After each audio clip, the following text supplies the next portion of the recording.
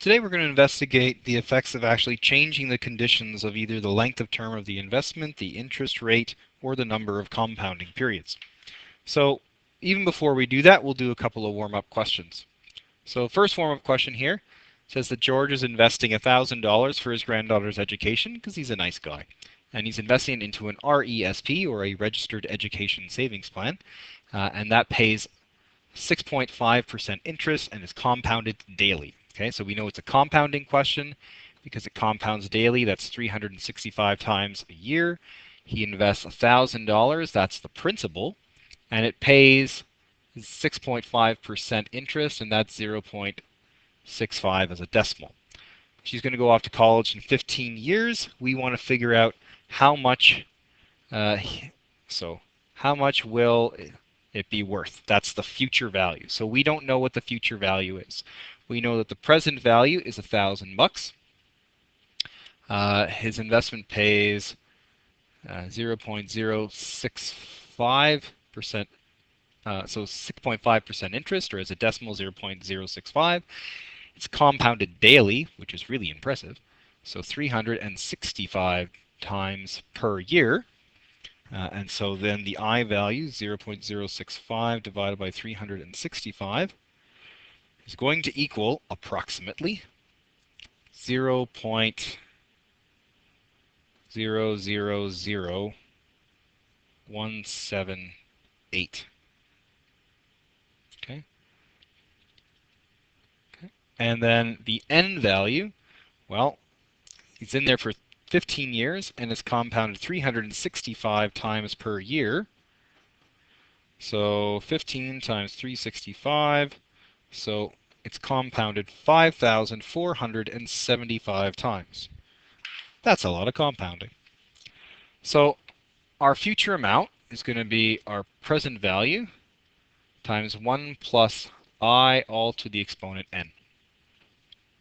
So our future amount is going to be $1,000 times 1 plus 0.000178 approximately to the exponent 5,000 to the exponent 5,475. Okay, so my A value, if I clean it up somewhat, 1.000178 to the exponent 5,475. Okay, and then as I go through to actually calculate this on my calculator, take 1.000178 raised to the exponent 5,475. Take that answer and multiply it by 1,000. Okay, so what that means is that over 15 years, the value of the investment is now $2,649 and approximately 75 cents. Okay.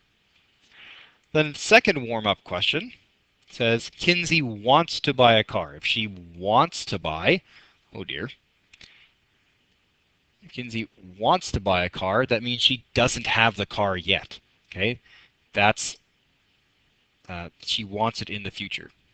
Okay, she has $5,000 and she wants to invest it. Okay, so if she has $5,000, that's present value. She wants to have a future amount. How much money will she have if she puts it away at 6.5% compounded weekly? Okay, and she wants to buy it in 3 years. So we don't know what the future value is. That's what we're trying to determine. We know she's got $5,000 today to spend. So, oops. Compounded weekly. Weekly compounding is 52 times per year. So we do 0.065 divided by 52. It's going to give us approximately 0.00125. The N value, it's in 3 years. So 3 years times 52 compounding periods. So 52 times 3 is 156. So our formula is going to be a future value formula. So A is equal to P times 1 plus I raised to the exponent n. A is equal to, whoops, not 1,000, she has $5,000. 1 plus 0.00125 raised to the exponent 156. If I clean this up, I get 1.00125 raised to the exponent 156. My final amount then will be 0.00125 raised to the exponent 156 times 5,000. So she will have